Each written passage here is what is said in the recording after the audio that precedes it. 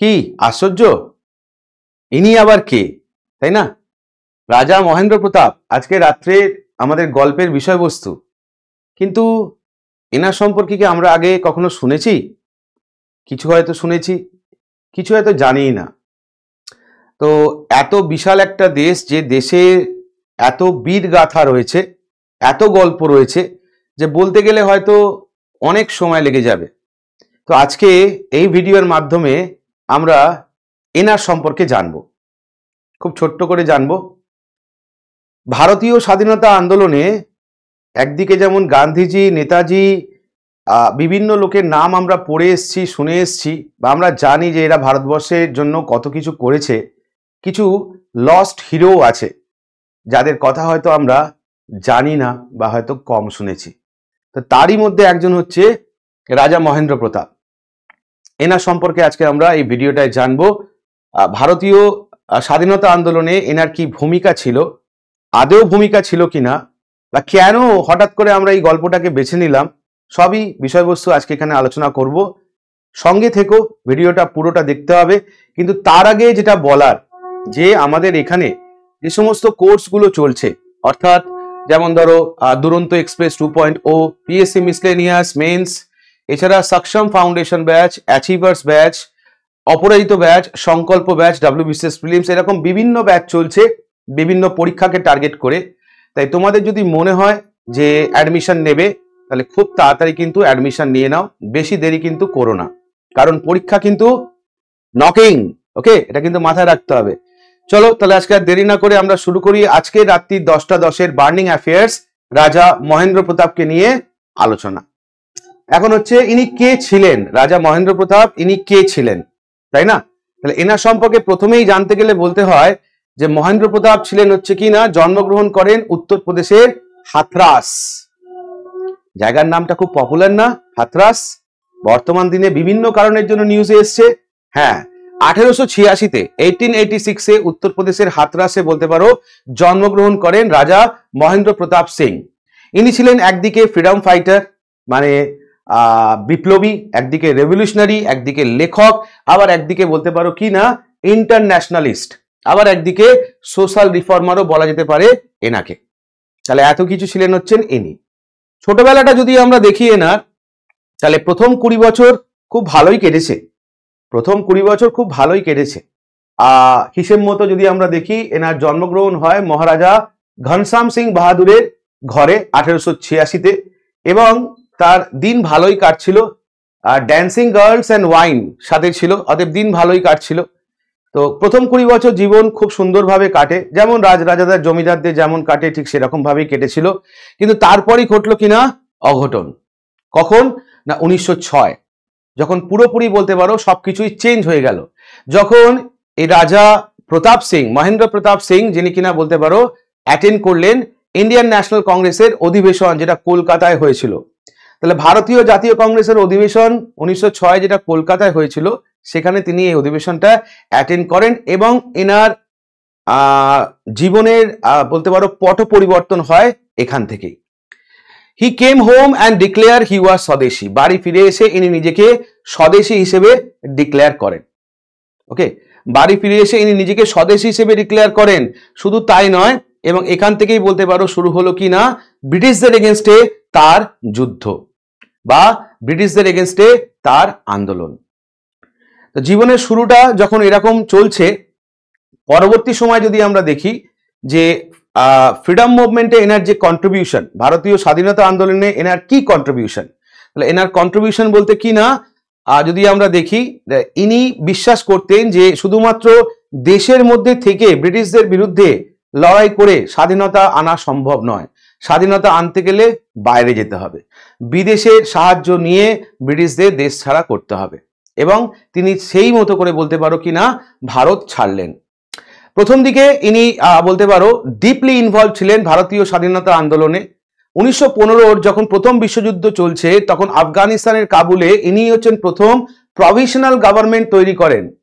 প্রথম ভারতীয় provisional government তৈরি করেন কোথায় না আফগানিস্তানের কাবুলে। এবং শুধু তাই নয়, সেই গভর্নমেন্টের প্রেসিডেন্টও ঘোষণা করেন হচ্ছে নিজেকে। ওকে, নিজেকে প্রেসিডেন্ট ঘোষণা করেন, এবং ব্রিটিশদের বিরুদ্ধে বলতে পারো সংগ্রাম স্টার্ট করেন।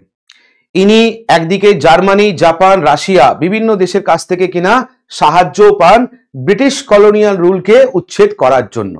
তাহলে একদিকে ভারতীয়রা যখন ভারতবর্ষের মধ্যে থেকে ব্রিটিশদের বিরুদ্ধে চূড়ান্ত সংগ্রামে লিপ্ত, আবার সেই ভারতবাসীর বা সেই ভারত মাতার কিছু সন্তান আছে যারা বাইরে চলে গেছে, নিজের বাড়িঘরদোর ছেলে বাইরে চলে যায় যে বিদেশিদের সাহায্যে বা বিদেশ থেকে বলতে পারো কিনা ভারতকে সাহায্য করবে এই বিদেশি আমাদের ব্রিটিশদের বিরুদ্ধে লড়াই করার জন্য।